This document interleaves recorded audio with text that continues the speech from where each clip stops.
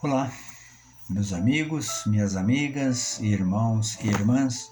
Mais uma vez nos encontramos em torno dos ensinamentos de Jesus para mais um aprendizado e para que nós venhamos a aprimorar o nosso conhecimento sobre lições tão importantes que Jesus nos legou.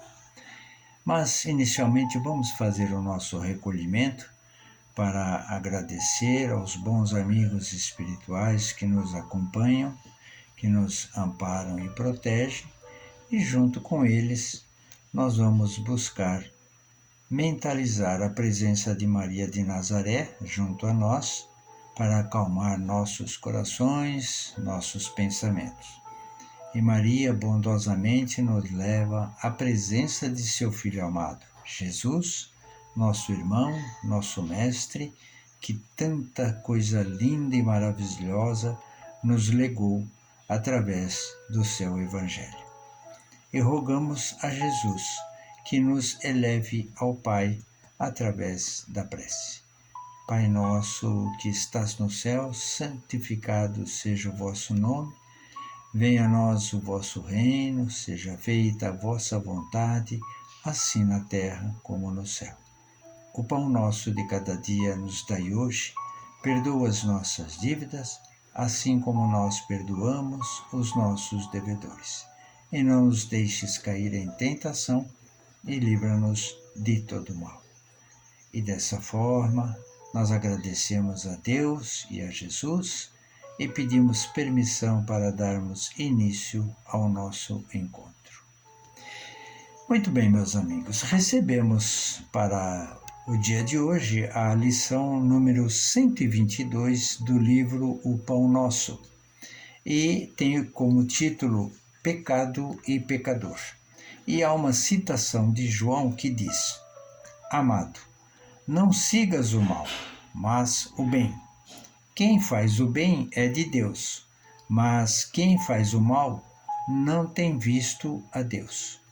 Nós podemos encontrar na terceira carta de João, no capítulo 11. E a interpretação que temos de Emmanuel é a seguinte: a sociedade humana não deveria operar a divisão de si própria como sendo um campo em que se separam bons e maus, mas sim viver qual grande família em que se integram os espíritos que começam a compreender o Pai e os que ainda não conseguiram pressenti-lo. Claro que as palavras maldade e perversidade ainda comparecerão por vastíssimos anos no dicionário terrestre, definindo certas atitudes mentais inferiores. Todavia, é forçoso convir que a questão do mal vai obtendo novas interpretações na inteligência humana. O evangelista apresenta conceito justo. João não nos diz que o perverso está exilado de nosso Pai, e nem que se conserva ausente da criação. Apenas afirma que não tem visto a Deus. Isto não significa que devamos cruzar os braços ante as ervas venenosas e zonas pestilenciais do nosso caminho. Todavia, obriga-nos, sim, a recordar que um lavrador não retira espinheiros e detritos do solo a fim de convertê-lo em precipícios. Muita gente acredita que o homem caído é alguém que deve ser aniquilado. Jesus, no entanto, não adotou essa diretriz. Dirigindo-se amorosamente ao pecador, sabia-se antes de tudo defrontado por enfermo infeliz, a quem não se poderia subtrair as características da eternidade. Lute-se contra o crime, mas ampare-se a criatura que se lhe enredou nas malhas tenebrosas. O mestre indicou o combate constante contra o mal.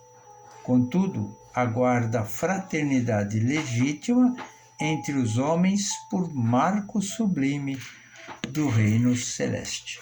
Ora, Na interpretação que podemos fazer, uma rápida análise sobre esses ensinamentos, nós vamos convir que, ainda que o mal permaneça de um lado e o bem do outro lado, não quer dizer que este lado do mal esteja afastado e deverá ser banido pelo nosso Pai. Não é assim. Podemos entender, de acordo com a exortação ali que vimos, que a inteligência humana ela evolui e vai compreendendo melhor as características do que é o mal e do que é o bem. E nós podemos entender agora, por fraternidade, por fraternos que somos, que o mal que se instala junto a algumas pessoas não é necessariamente uma condição plena de nós aniquilá-los de nossas vidas ou de aplicar-lhes enormes e graves sanções. Não, são pessoas que, lamentavelmente, ainda que professam o mal, não acordaram, não despertaram para os ensinamentos de Jesus e, portanto, ao praticarem essas coisas ruins que nós denominamos como os maus, como perversidade, estão, na verdade, infringindo as leis de Deus, as leis universais. Mas é por ignorância do fato, ou seja, nós, dentro da nossa condição plena de vida, nós nos encontramos em diferentes estágios de evolução. Alguns de nós já tivemos oportunidades de aprender um pouco mais e dessa forma nós estaremos então um pouco mais à frente dos irmãos que não tiveram essa oportunidade ainda. Então o que nos compete fazer?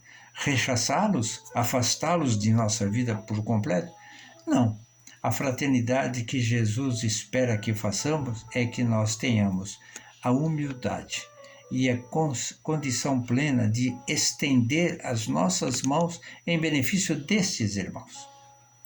Eles precisam ter ajuda porque Jesus os considerava portadores de enfermidade do espírito.